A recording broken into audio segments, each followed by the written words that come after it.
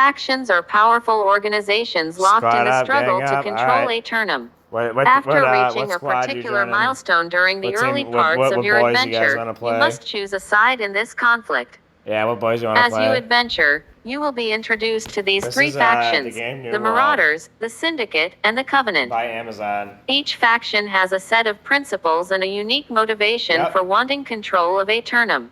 Yeah. The Marauders are a ruthless military force bent on establishing a free nation where anyone with the strength to do so can prosper and profit. I mean, that's your in-real-life team. The Syndicate is a secretive organization of boundless guile and intellect in search of forbidden knowledge to usher in a new age of enlightenment. That's what team you think you're on. The Covenant is a fanatical order that has charged itself with cleansing the land of heretics and defilers so that its true holy nature can flourish and justice can be restored. You also thought you were when we made the decision to remove always-on open-world full-loop PvP from New World, it was not a decision to remove player versus player PvP combat from the game. In fact, we wanted to focus it to create stakes that everyone in Aeternum could invest in, even if they aren't directly interested in PvP themselves. The three factions form the spine of PvP gameplay in Aeternum. They create clear sides and motivations for conflict. Even if you are a lone explorer braving the wilds of Aeternum on your own, being part of a faction means you always have someone on your side and you always have a clear view of the opposition. While anyone in a faction can opt into PvP while adventuring for some added excitement, danger, and bonuses, the ultimate goal for any company should be to enable its faction to control as much of Aeternum as possible. As your faction controls more territories, your attacks against the creatures of Aeternum will be more effective, you will find higher quantities of resources when gathering, craft equipment at higher base qualities, and find yourself luckier when looting. The more territories your faction controls, the more powerful you become. After selecting a faction, you can accept missions from your faction representative in any settlement and complete them in exchange for rewards. No dick, no titties, Factions no pussy. offer specialized equipment, act as a source of income, and are the group you work with to wage war on other territories to expand your faction's control of Aeternum.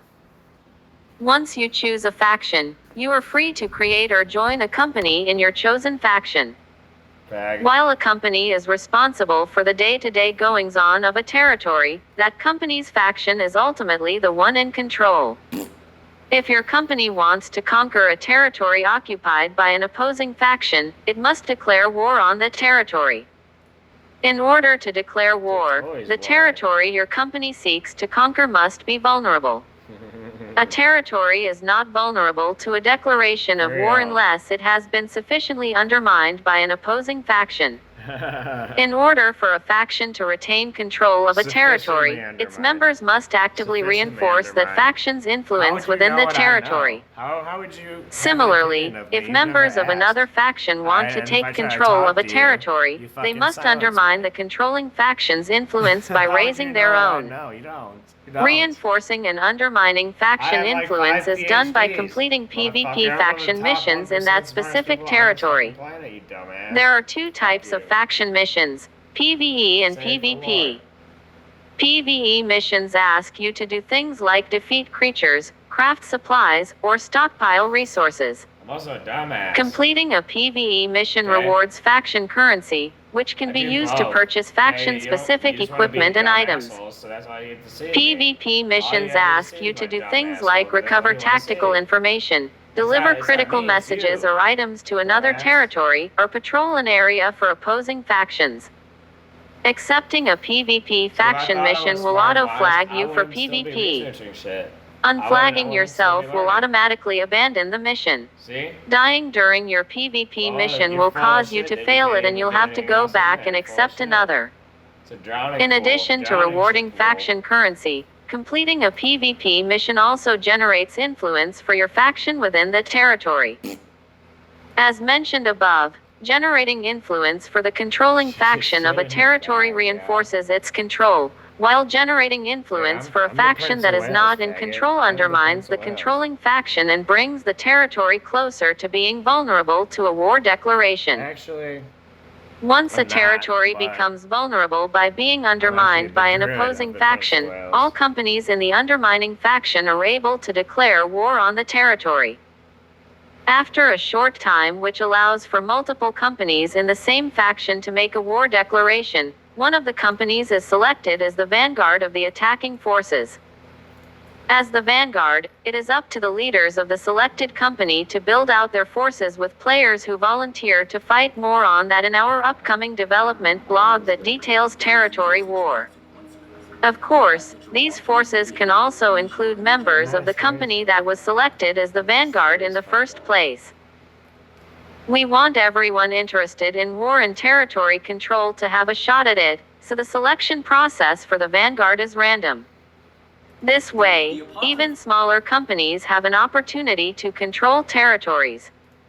If a smaller company is selected as the vanguard for the war, they can build out their forces with any player that volunteers to fight on their side, so a full-sized army is always possible even for a company with a single player in it. As a member of a faction, you can be an incredibly valuable contributor. You can supply arms and armor. You can complete faction missions. You are a critical member of their standing forces, and you will work to increase your faction's influence in a given territory and turn them overall.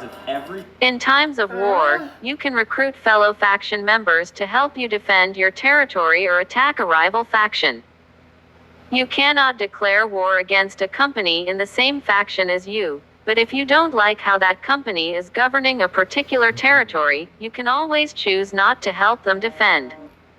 Your faction choice impacts your play experience, positively and potentially even negatively. The three factions that are in conflict over a tournament are directly competing with one another for resources, power, and influence. This means that over time, one faction might fall into a last place of sorts. To avoid that feeling like a total defeat, we've been careful about tuning the benefits of being in a faction that controls the majority of the territories, while paying extra attention to making the factions that control fewer territories feel like underdogs, not the losing side. No matter who is winning in the moment, we've built the system in a way that makes strong comebacks an exhilarating part of the game. Asterisk screenshots are from alpha and subject to change. Your shit hydraulic system. No electricity in that bitch, dude. Only poison and fire and shit. You know, shit that ignites from methane 'cause you've been shitting. Fuck you, bitch. I'm white. Get my Jewish niggas out here.